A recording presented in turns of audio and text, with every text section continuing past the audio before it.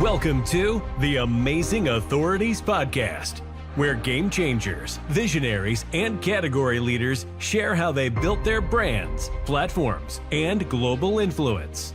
Your host is Mitch Carson, international speaker, media strategist, and creator of the Instant Authority System.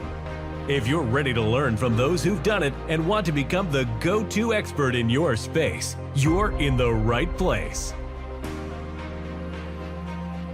Dwight Heck is our guest today, and he's a published author, and the man has shared something that I think you'd want to know is how do you not have a complete bad day? Because we're programmed to believe that sometimes. Oh, everything's going wrong, but it's really not. It can just be a short moment. Tell us about that, Dwight. Well, at the end of the day, I started practicing this practice. As I mentioned prior to you hitting record, I've been to lots of conferences, some of them in my industry, some of them personal development, some to speak at. And I always learn as I've aged and got more seasoned to be a great listener. And being a great listener taught me many things about life. And listening to people taught me that they're extremely triggered through societal pressures, through movies, from family, that, oh my goodness, this happened in my day.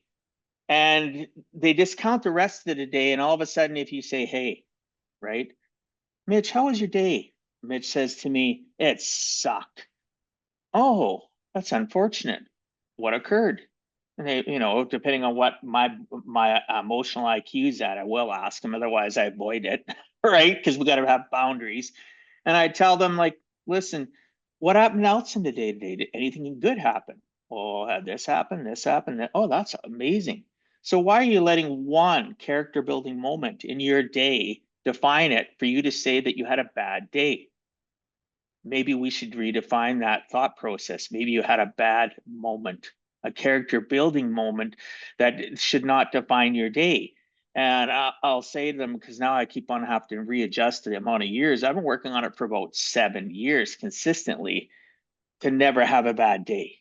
Even in the most traumatizing loss of my granddaughter to many other things that have happened in the last, let's say 7 years, I've learned to look at that circumstance, embrace the feeling, sit inside that feeling. And I developed certain things that I coach with as well with my clients, both on the life side, on the finance side, and say, I teach them different things to understand they're devaluating their purpose of their day by saying they had a bad day.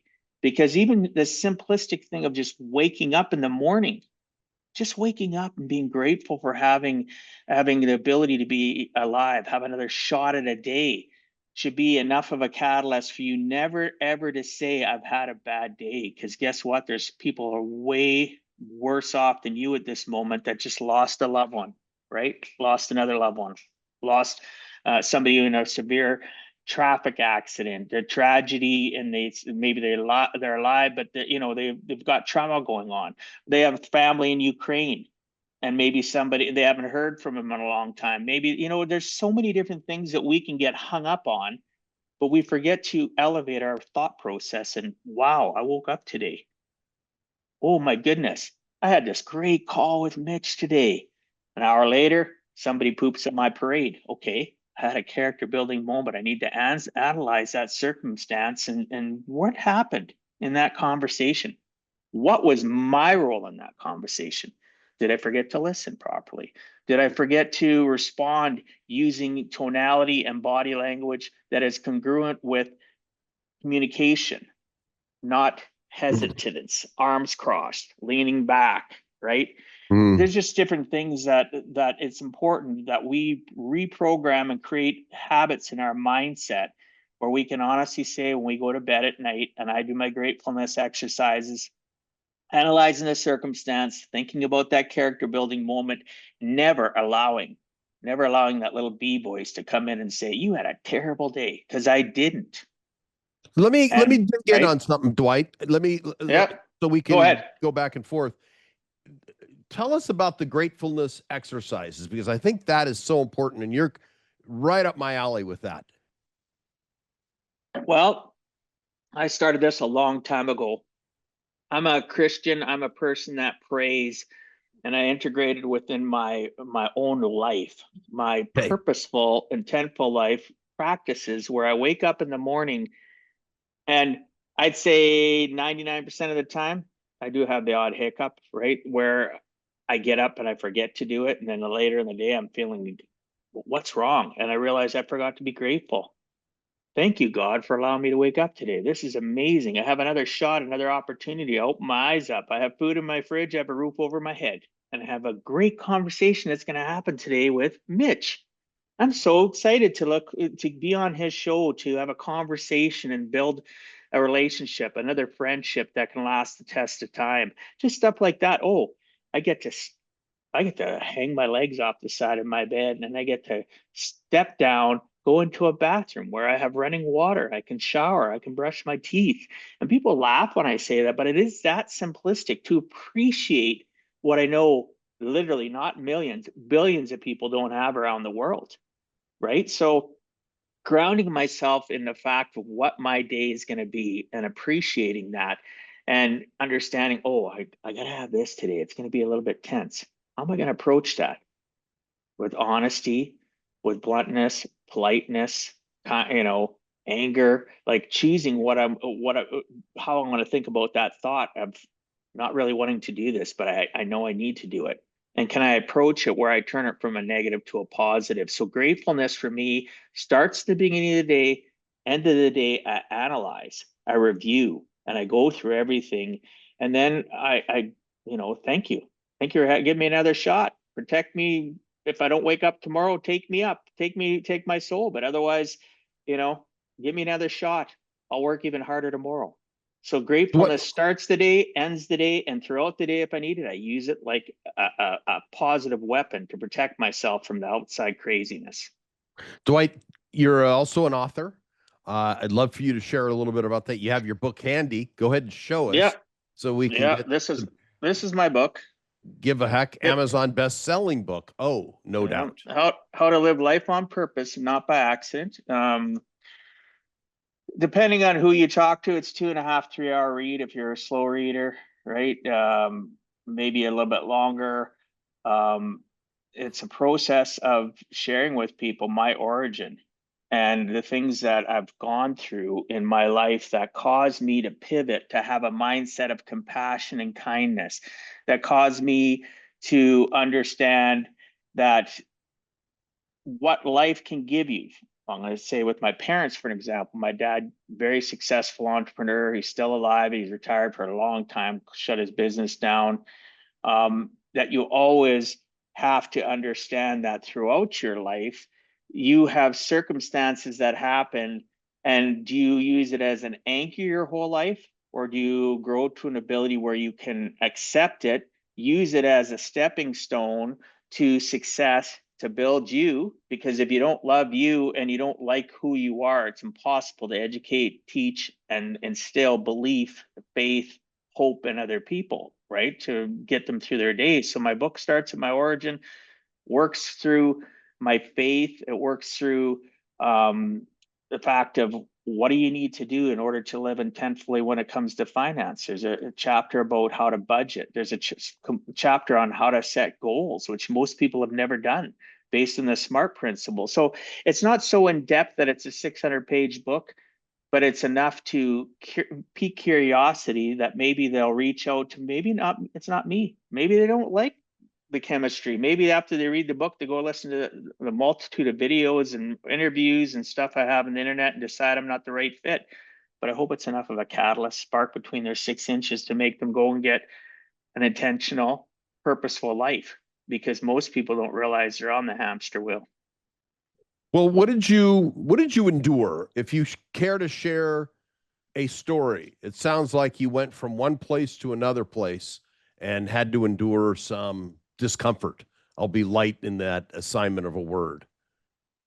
Well, I share in the book about, there's so many stories in there. I look at sharing the stories of, even my granddaughter passing away, but I look back at my childhood, and I was a sickly kid.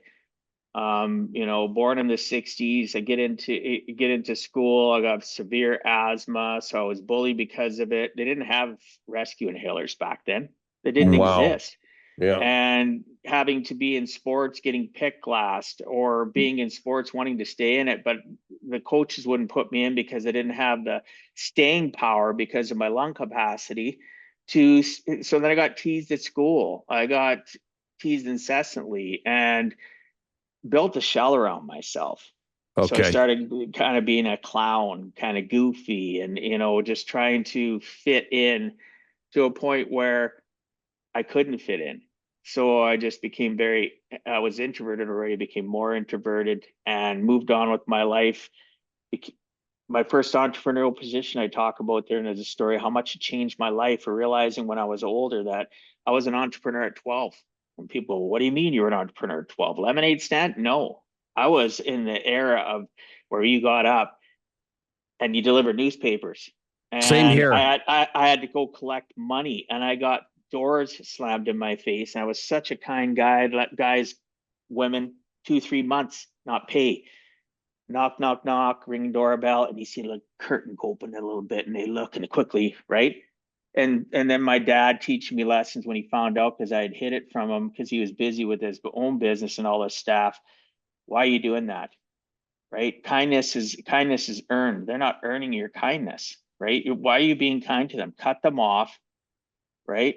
Let the paper know. Paper wouldn't do nothing. It was my responsibility, because I even had to I hear you. I had to write checks, right? I had to have a checking account. And for you guys, it's your TIN number, your EIN number, your TIN number. For us, it's our SIN number. I had to have a social insurance number. I had to be able to write checks. I had to track money. I had to pay for my papers every week. I had to write a check to the guy that dropped them off. And you know what I mean? Whether I got paid or not. And my dad said, well, it's fine to have a good heart, but it's not okay to get taken advantage of.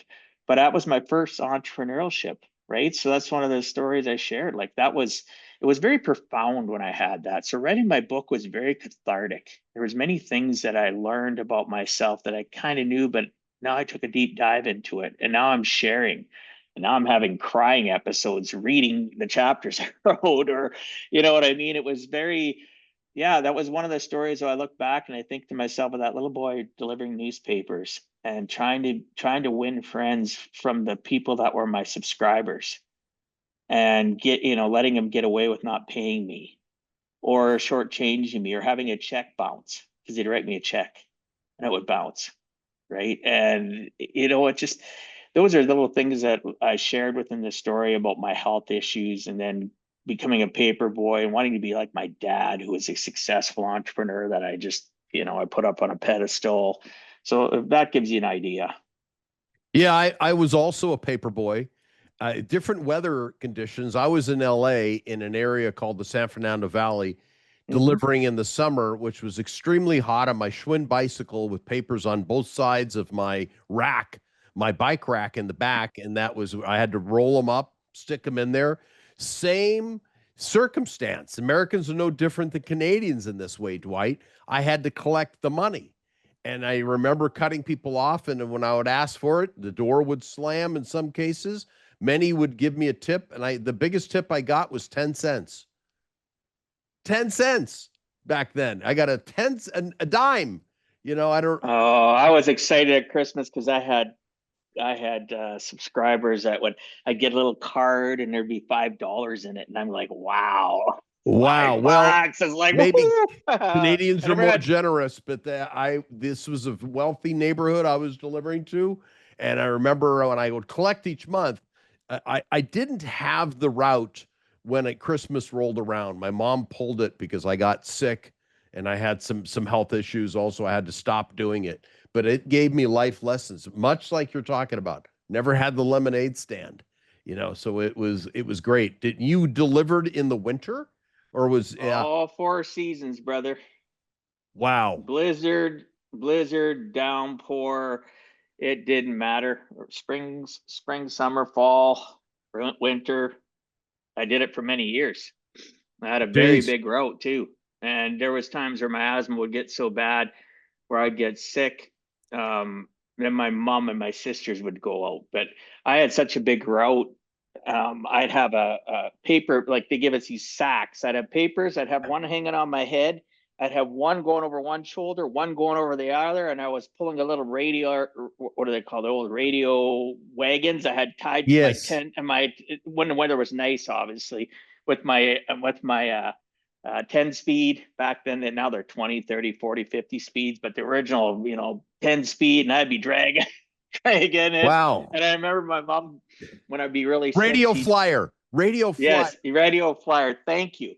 My mom would take me and she'd drive me because I was too sick, but I refused to give up. So I'd take like 10, 12 papers out of the back seat of this old New Yorker they had, and I'd go deliver 10 houses, come back, have to have a break because it was really hard.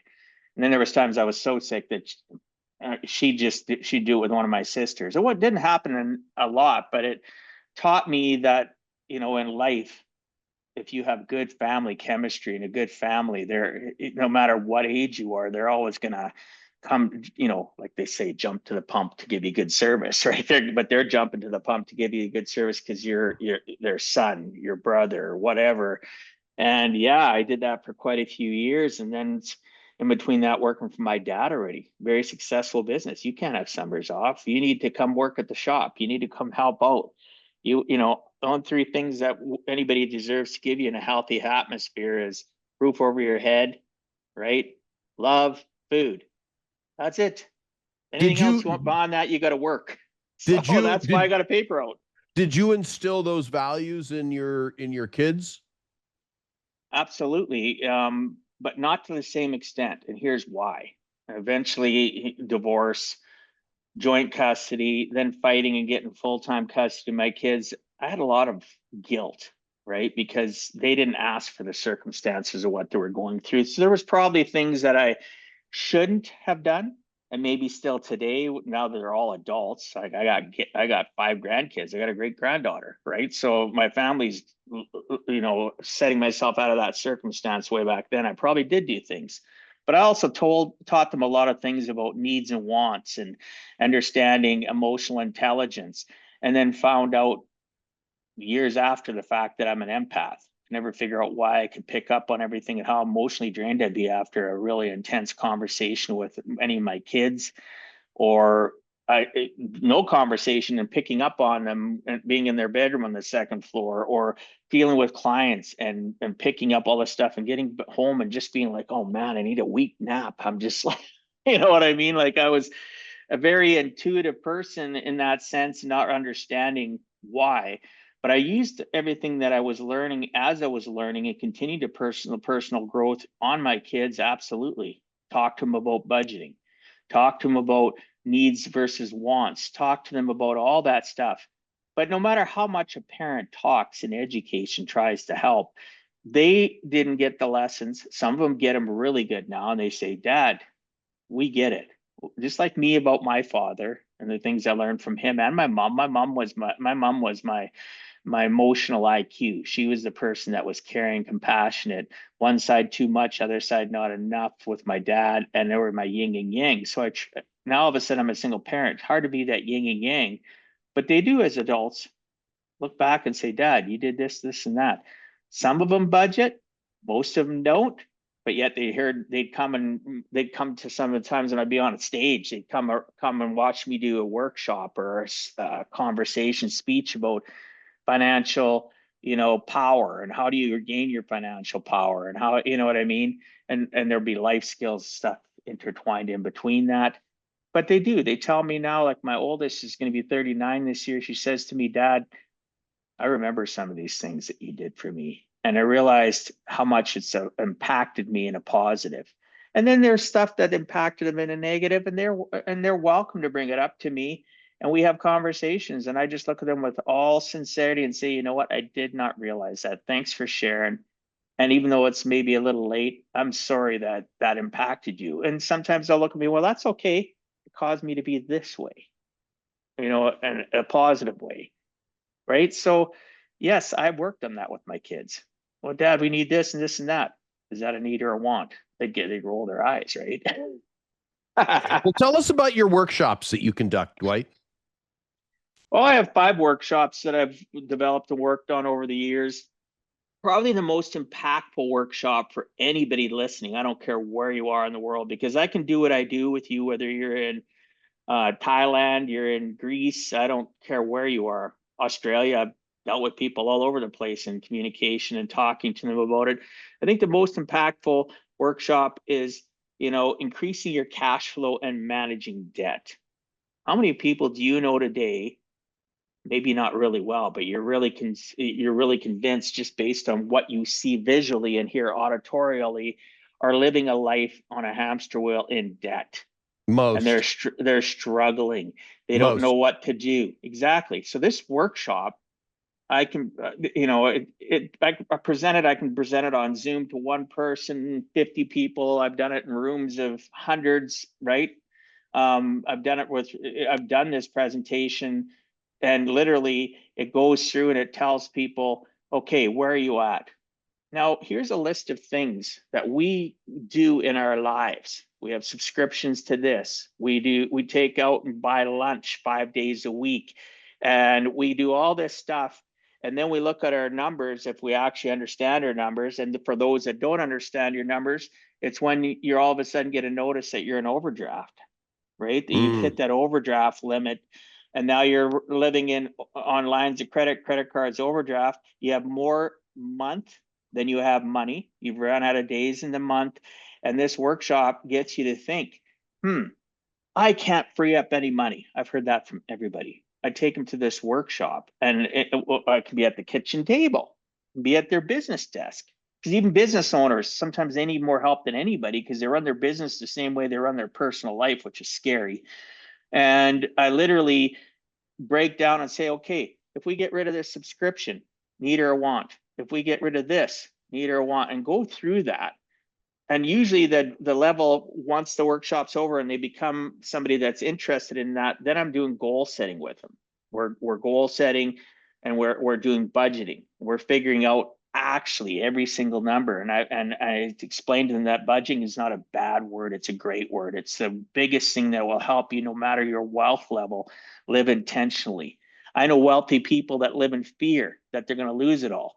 You know what I mean? And then you have people that are just middle class, they're happy, they don't care about wealth, and they have all these other things working for them, and their goals are different, and then their budget ties into that. So, we want to save for a vacation, we want to help our kids go to school, we want to put kids in extracurricular. So you hear it all, right? And I basically say to them, hey, you can afford that. No, we can't.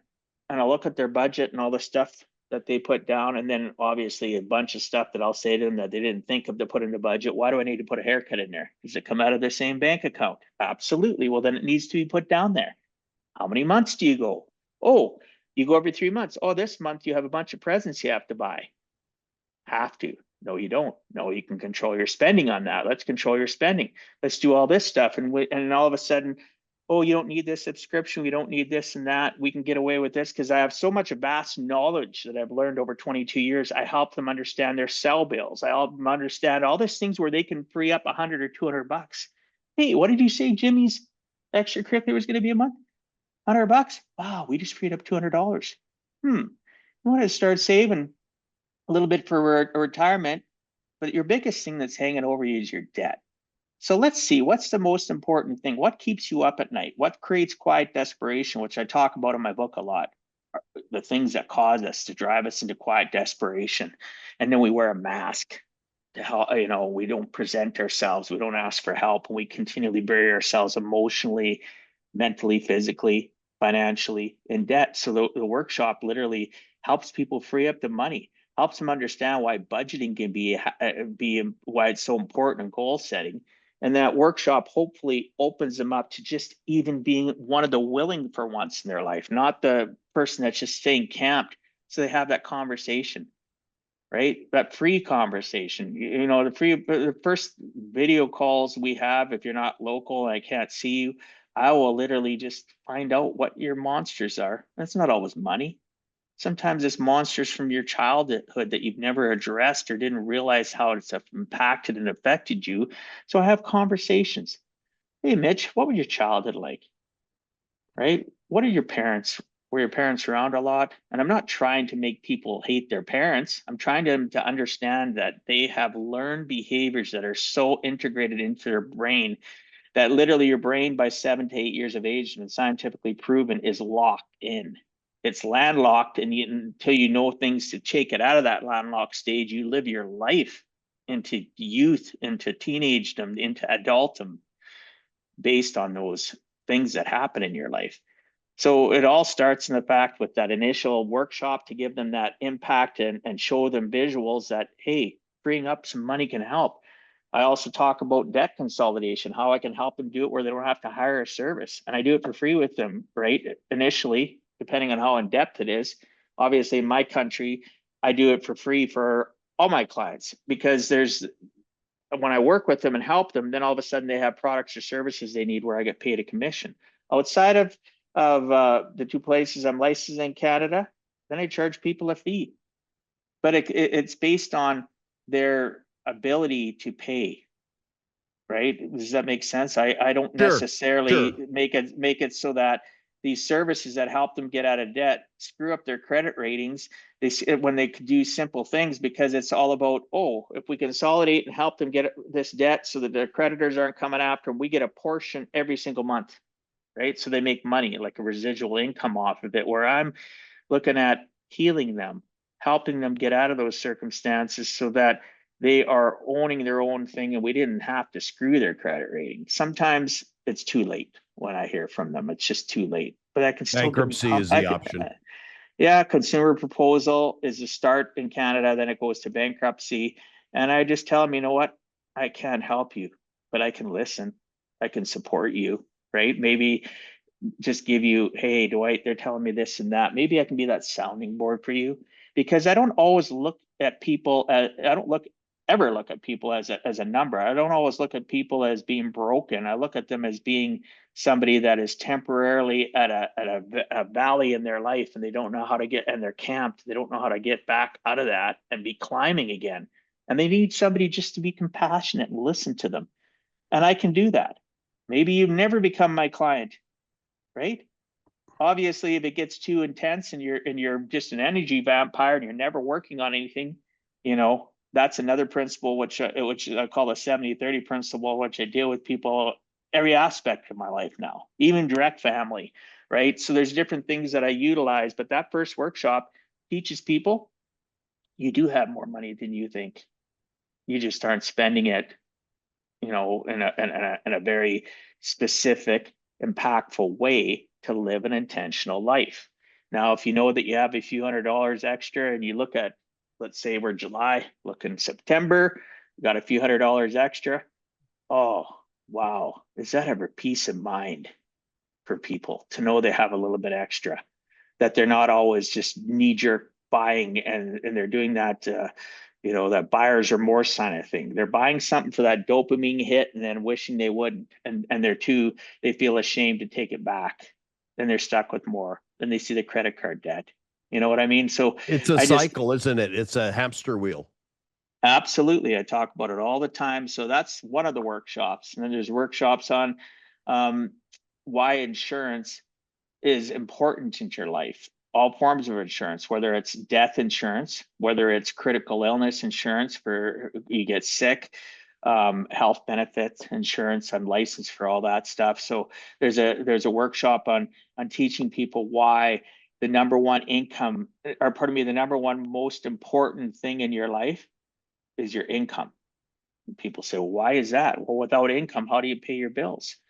So you need to understand that the number one thing you have in your life is your income. So shouldn't you protect your income?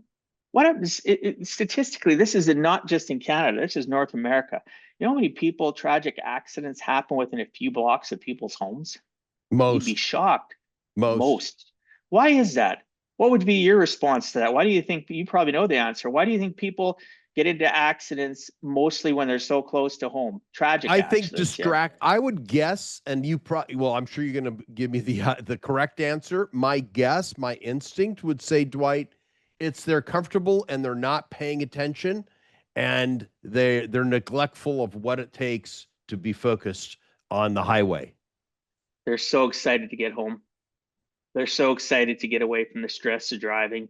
They're so excited to shut off their brain, get into their addictive behaviors, which a lot of them people do. And I'm not judging anybody. Addictive behaviors aren't just alcohol and drugs. It could be They're Netflix. it could be hey, it can be, you can be addicted to sex. You can be addicted to being an asshole or sad. You can be addicted. You can, so many addictive things. So they, as they approach home, that's their safe spot, or they, where they can shed the tension of the day. So are they paying attention? So their ability to pay attention when they leave from point B to go back to point A of their house decreases as they get closer to home. All of a sudden they're not paying attention. They don't shoulder check as much as they used to. Right. They think that car is farther away than it is, and they're going to hang a left in front of them. The amount of T-bone accidents that happen in North America would floor people. And most of I'm sure it's no different in Canada versus the US. No, it's the same. That's why I said North America. It's the same. Yeah. Right? We're just 10 times smaller. It doesn't mean that we don't have the same problems or the same circumstances. But at the end of the day, that's why so many accidents happen. So shouldn't you have life insurance? Do you love your wife? Do you love your husband? Do you love your kids? Oh yeah. So if something was to happen to you today, what's going to happen in your life? So one of those workshops makes people think, and they go check they'll get a hold of me and I'll go over it with them. They'll look, oh, I got work benefits. If I die, I'm going to get money. I said, well, normally that's 1 to 1.5 times your salary, sometimes 2. So how much do you make? They tell me, oh, so you're going to get paid 100 grand, 200 grand. What does it cost for you to live? Maybe they haven't even seen my first workshop, so I don't even know a number for them to say this is what they need fixed to be broke every month. It's a fixed cost. You don't have anything extra. Absolute broke is you're going into the negative. Right? Prosperity is living where you intentionally and purposely have a few $100s extra every month to do towards your goals that you're aspiring to get to. Get out of debt faster, and savings. Vacation. Yeah, savings, retirement, the list goes on. So I literally tell them, you love your family. Well, then, do you ever go out to eat? Do you buy coffee every single day? Sometimes I don't have to ask those questions. I've done their budget, and I know they go to Starbucks every single day and spend $8 on a fancy drink and buy lunch every day instead of taking it. Back to the first workshop, it helps them understand that if they cook extra food and take some with them, how much more I'm not saying we're going to do it all at once. For some people, I say, you do it 5 days a week. Can you get it back 2 days where you don't do it and you take something? Start to ease into it, right? And some other people are just like, I can do it right now. Great. So I give them the energy and the knowledge they need through these workshops. But life insurance, if you died, and wouldn't you want your loved one to be taken care of? Do you know the emotional toll it takes on people, even families? My son, he has life insurance. He has more life insurance than some people would think that he needs. And I'll say to him, I remember the first time I sat him down, he was 18, 19. I said, son, if you don't have life insurance and something happens, do you think that losing my only son, and we're buddies, is going to traumatize me? Do you think that dad's going to be able to work as effectively? Oh, no, you wouldn't be able to. I seen what happened when Freya passed away, right? My granddaughter, and how it affected you. Do you think maybe it'll affect your sisters? You're really close with your one sister. Would it affect her? Would it affect your nieces and your nephew and your niece? Yes, it probably would, Dad. So if you passed away and you left some money to him, do you think it would give me time to grieve and not worry about money? Well, Wow. yeah, Dad. Do you think that would help me be able to pay for your funeral? Because the financial burden, I know people that have been still paying off funerals 3, 4 years, 5 years later. Because they never budgeted, they didn't know, so now they got another expense, right? And at the end of the day, people don't think like that. So that workshop's designed to make people think about life insurance as a need, not a want. It's a definite need. Why do you have auto insurance? Well, they forced me to get it. Have you ever had to claim on auto insurance? Yeah. Were you glad you had it? Oh, I wouldn't have been able to fix this, or I wouldn't have been able to go to get healthcare stuff done. Blah, blah. Oh, absolutely. So the government instituted and did something to you that forced you to get auto insurance. Maybe our government should force and institute the fact that you have to have a life insurance policy on you that is going to at least protect you through your working years, to protect your family so they don't become a social burden. And that's not just a social burden to the government, it's a social burden to society, it's a social burden to their families to help pick up the pieces, maybe their mom and dad if they're a younger person. And my son was just like, by the time it was all said and done, and the conversation didn't take long because I'm very kind about it. Where do I sign, Dad? What do I do? Right? And he's had circumstances happen that if I wouldn't have done that, you know what I mean? He may be rated in insurance, which we don't get into that discussion, but you can pay more if you have health concerns or get outright declined. But how many people in the industry would talk to young people about why it's so important? They wouldn't. They're looking for the they're looking for the big ticket item. So those workshops do that. I have one just on estate planning, how to take the burden off of your family, right? So it's just, and there's one specifically just on wealth creation, obviously. So should somebody start at number one and work their way down? Absolutely. Every single person. I don't care if you have 7 figures net worth or you have 7 cents net worth. You are not living intentionally. Most wealthy people don't live intentionally because nobody's ever shocked them to realize how much money they waste and how much money they could, how the goals they say, oh, I still have this goal. You have all this money. Well, but you know what I mean? Helping them get clarity between their 6 inches so they know what they can do.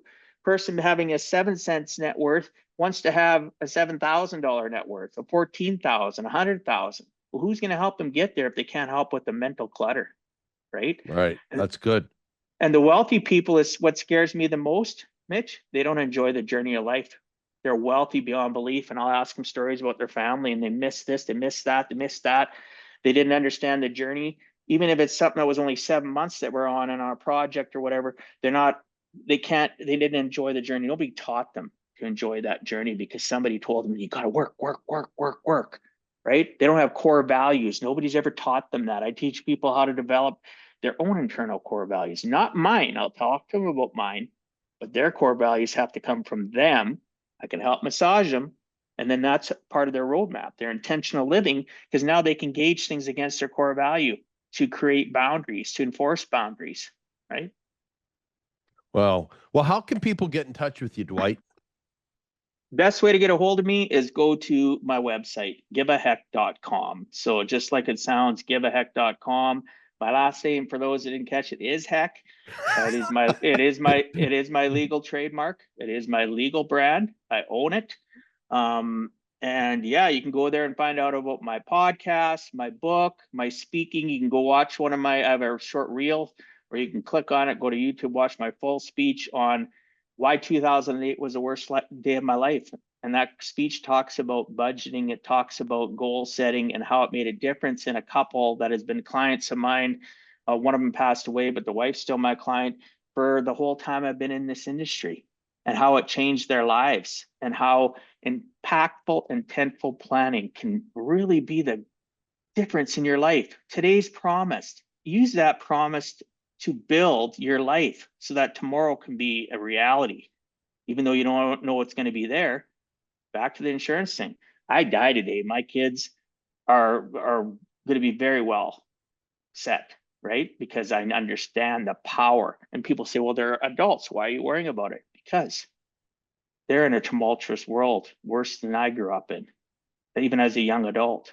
Today's kids might never ever own a home. They may never ever have the ability to do what they need to do because of circumstances. And I'm just giving them a little leg up on the back end of me going to heaven, because that's where I believe I'll be, hopefully. I don't want one toe in hell. Thank you. No, I get it. We'll get it. Well, Dwight, you've been a pleasure to be here, given probably out of my guests that I've had over the years, some of the most practical advice that you dispense today. And I can't imagine anybody not taking away multiple gems, not just one gem, multiple gems from your open and candid sharing, candid advice, because this is what people need, is a poke and a wake-up call. So I can appreciate what you shared. I'm sure that our listeners will share what you shared. What will not only share what you shared, they'll relate to it and hopefully take you up on some of your workshops that are available on whattheheck.com. Give a heck. Give a heck. Sorry. All Yeah, right. no. Giveaheck.com. Yeah. Giveaheck.com. Well, Dwight, it's been a pleasure, and I'll certainly have you on again when I'm sure you will write your next book. I appreciate you having me on, Mitch. Have a good one. Thanks for tuning in to the Amazing Authorities Podcast. If today's episode inspired you, take a moment to subscribe, rate, and leave a review. It helps more experts like you rise to the top. For behind-the-scenes access and free resources to boost your authority, head to mitchcarson.com. Until next time, stay amazing.